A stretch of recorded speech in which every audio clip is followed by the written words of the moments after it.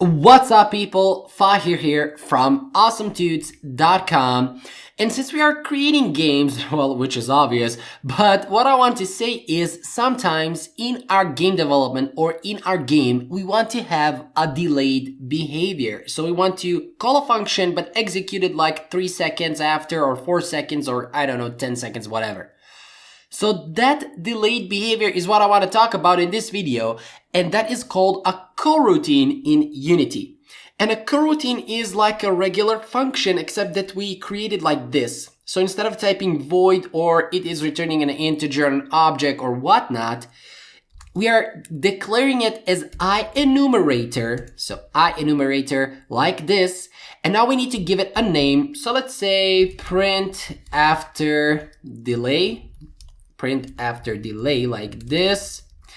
And in order for this to work, we now need to return, well, this IEnumerator. But essentially, what we need to do is we need to type a yield return statement and give how many seconds we want to wait.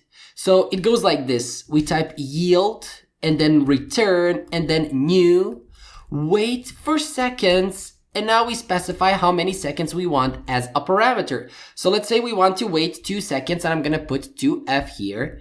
And I'm going to print something. So I'm going to say print. And here I'm going to say printed after 2 seconds. So printed after 2 seconds. And just so that we get a clear picture what is going on here, I am gonna create here void print something function. And I am simply gonna use this print statement and put it right here because I don't care, okay? No, just kidding. But print something is what we are gonna call first in the start function. And when I go here in Unity, let me just clear this right here, clear the console. I was experimenting something. So when I hit run, of course, we're gonna see printed after 2 seconds right away, which is what we have expected. Why? Well, because in the start function, here we have called print something, which is this function, which executed right away. But now I want to call print after delay. Now, the thing with coroutine is that they are not regular functions. They are similar to them, but they are not regular functions. So if we do this print after delay, and if I go here in Unity and I hit run, we are, well, not gonna see anything here in the console, even after 20 seconds, even after 1000 seconds. Why? Well, as I said, coroutines are not exactly as regular functions. We cannot call a coroutine by typing simply the name of the coroutine, open close parentheses, like we did with our print something function. Instead, we need to call start coroutine, and we need to pass this print after delay. So passing here print after delay, open close, curly, or, well, parentheses actually, not curly brackets. So start coroutine, passing the parameter, the function itself. And now, notice what is gonna happen when I go in the Unity editor, hit the play button, after 2 seconds, bam, here it is. Printed after 2 seconds is actually, well, printed in the console. So that means that this works. And of course, it will work, and it works. So yield, return, new, wait for seconds. And you specify how many seconds I have specified. 2. You can specify however you want, how much you want, depending on your logic and what your game requires from you. Let me quickly remove this because we do not need it. And as I said, coroutines are like regular functions. What that means? Well, that means that we can also put here parameters. So I can say here float time, and instead of putting 2f here, I can simply put time. So now we are not limited to 2. And when we call the coroutine, let's say I want to put 3f here, because why? Well, here we have declared that we have a float parameter called time, which we are using here to wait that many seconds. And well, when we call the coroutine, we actually type again start coroutine and pass the coroutine itself. But now, if the coroutine has parameters, we can put those parameters inside of here. So now instead of waiting 2 seconds, we're gonna wait 3 seconds. If I go back here and hit the run button, we are gonna see 1, 2, 3, and here it is in the console. It says it printed after 2 seconds, but actually it was printed after 3 seconds. Now, another way to call a coroutine, and I need to remove this float time, and I'm gonna put back here 2F and need to remove this here. Now, another way to call a coroutine is using this. Start coroutine, and you're like, teacher, you're crazy again. No, I'm not, but let me just show you. I'm talking with myself, man. Don't judge me. So start coroutine, and instead of passing the coroutine like this as a function, we can pass it as a string. So we can pass it here using the string name, which is the same name of the function, of course, so print after delay, but we don't use open close parentheses at the end. So only pass the name of the function without open close parentheses as we did here. Now you're probably wondering what's the difference between them.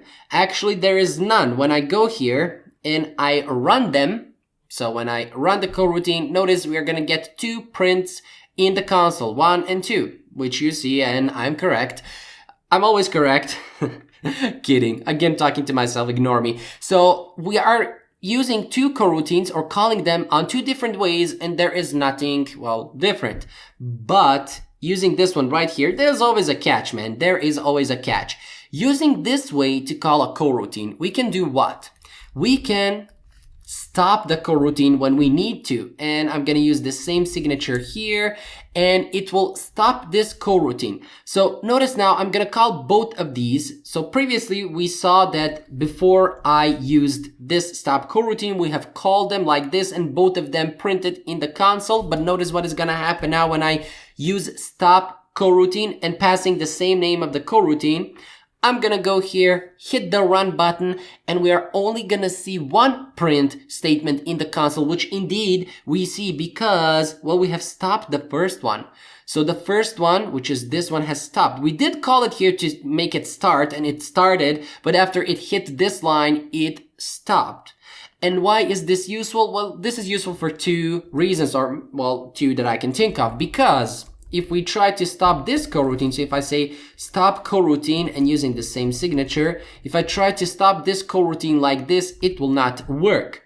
So if I go back here and I'm going to clear the console, and if I hit the play button, notice we are still going to get printed after 2 seconds, which is not the case when we use this right here. So when we pass the name of the coroutine as a string, that's not the case. So we cannot stop the coroutine that we call like this, using, well, calling it as a function, passing it here as a function. We cannot stop it. This is one of the reasons. The other reason is sometimes you want this behavior in your game. For example, let's say you have a player who throws some, I don't know, projectiles at his enemies.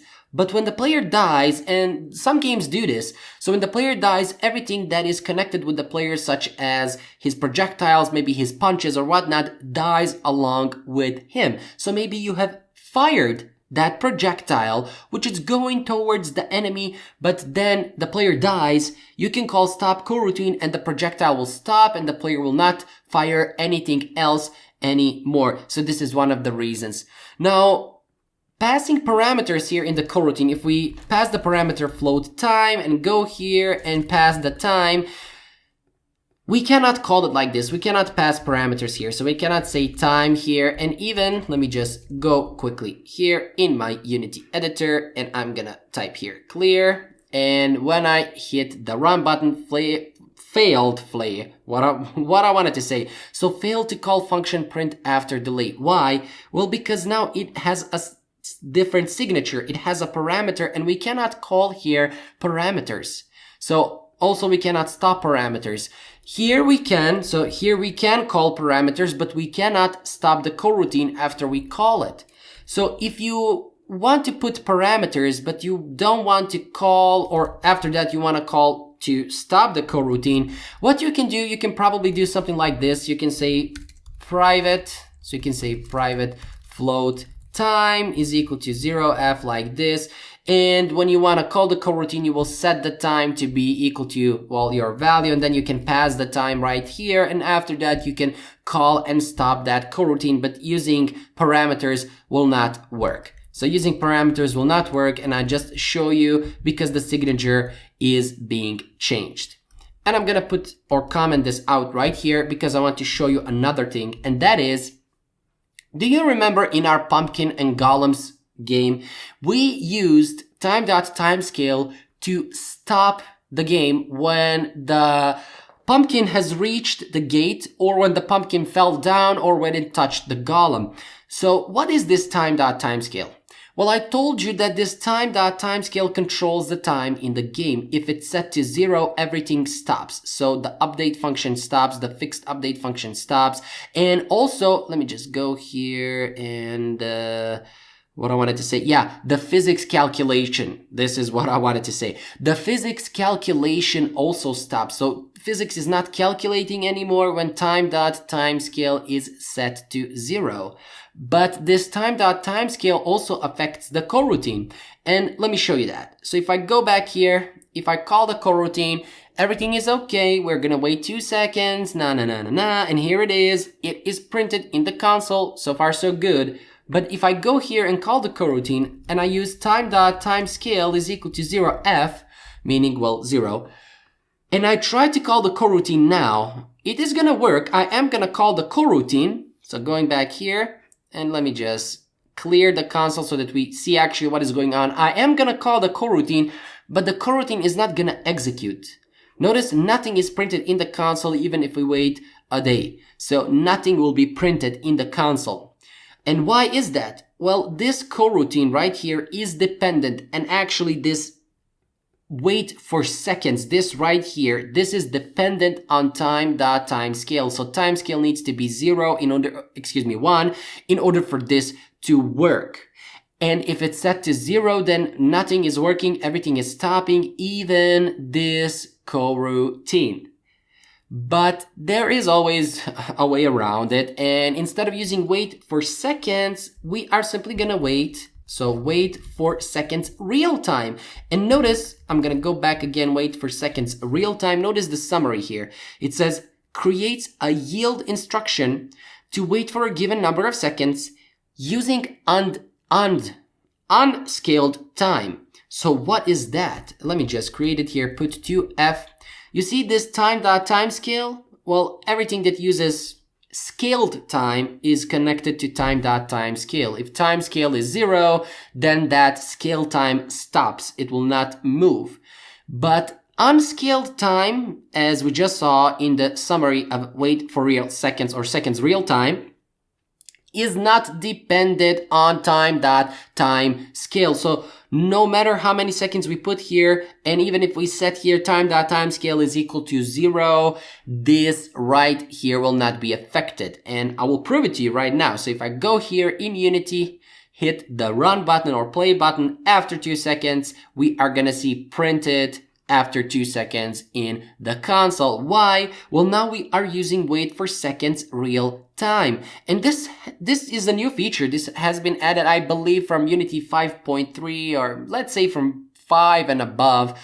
Cannot remember actually which version of Unity, but before that, we had to code this ourselves, and in my other Unity 2D course, I actually have that. I show you how you can code this wait for real seconds on your own, using your own code, and then you can call it and it will be independent from time.timescale. But now, since it is built in Unity, we do not need to worry about it. So why is this important? Well, again, sometimes you want this functionality. Sometimes you want your coroutine to be independent from timescale. Maybe you pause your game and you want to display some animation after you pause your game. Well, then you want this to be independent from the timescale, because if you use timescale is equal to 0 to pause your game, and this is not set for seconds real time, then it will never execute.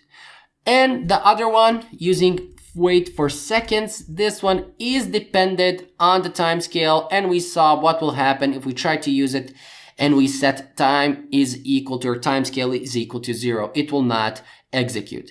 So in short, this was about coroutines, which we use to program a delayed behavior in our games. And this is not only for Unity. You want delayed behavior in every other engine or framework that you use to create your games. So this is good to know. Of course, this is how you implement it in Unity, but I just mentioned that in other games, you also have a delayed behavior or other engines and frameworks. So we are going to use this a lot in our course. When we pause our game, when the player dies, we want to make that effect like player dies. We play some animation and we wait 2 or 3 seconds for that animation to end, and then we display game over or restart our level, so on and so forth. Fahir here from awesomedudes.com, and I'm signing out.